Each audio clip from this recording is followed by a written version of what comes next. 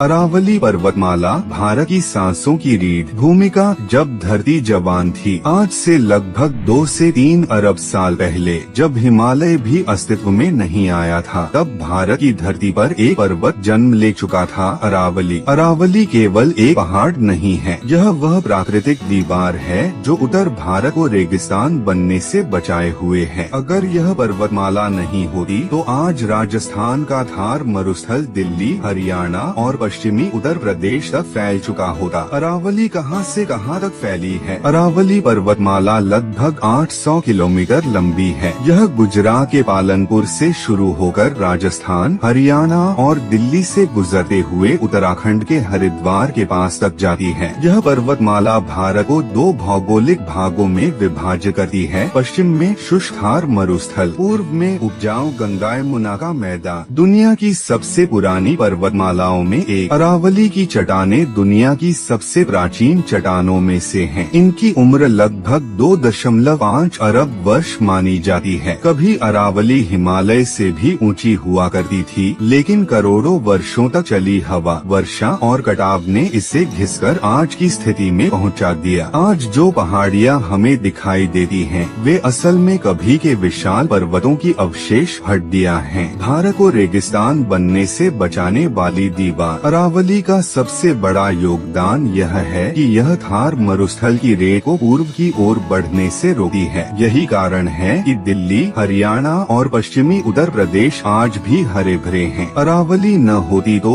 दिल्ली की हवा और पानी दोनों संकट में होते। गर्मी 4-5 डिग्री तक बढ़ चुकी होती। रेत के तूफान सामान्य हो जाते। अरावली की सबसे ऊंची चोटी गुरु शिखर माउंट आबू, राजस्थान। ऊंचाई लगभग 1722 मीटर। यहीं पर भारत का प्रसिद्ध ब्रह्मा कुमारी आध्यात्मिक केंद्र स्थित है। जंगल और जैव विविधता। अरावली केवल पहाड़ों की श्रृंखला नहीं है, यह एक विशाल जैविक तंत्र है। यहाँ पाए जाते हैं तेंदुआ, भेड़िया, लकड़बग्घा, सांभर, नीलगाय, 500 से अधिक पक्षी प्रजातियाँ। दिल्ली की अरावली पट्टी को उत्तर भारत का फेफड़ा कहा जाता है, क्योंकि यही दिल्ली को ऑक्सीजन और ठंडी हवा देती है। आज खतरे में आज अरावली सबसे अधिक खतरे में है। मुख्य कारण अवैध खनन, अनियंत्रित शहरीकरण, जंगलों की कटाई, सरकारी लापरवाही। पिछले कुछ दशकों में इसकी लगभग 30% से अधिक पहाड़ियां नष्ट हो चुकी हैं। अगर अरावली मर गई तो अरावली के नष्ट होने का अर्थ होगा उत्तर भारत में जल संकट, तापमान में अत्यधिक वृद्धि, बाढ़ और सूखे की आवृत्ति में वृद्धि, हवा की गुणवत्ता में भारी गिरावट। मतलब केवल पर्यावरण ही नहीं, मानव जीवन भी संकट में आ जाएगा। संरक्षण के प्रयास। भारत सरकार और सुप्रीम कोर्ट ने अरावली में खनन पर रोक, बड़े क्षेत्रों को वन क्षेत्र घोषित किया, ग्रीन बेल्ट और पुनर्वनीकरण परियोजनाएं शुरू की, लेकिन असली लड़ाई अभी बाकी है। निष्कर्ष एक चेतावनी, हिमालय भारत की ढाल है, लेकिन अरावली भारत की सांस है। अगर हमने अरावली को नहीं बचाया तो आने वाली पीढ़ियां हमें कभी माफ नहीं करेंगी।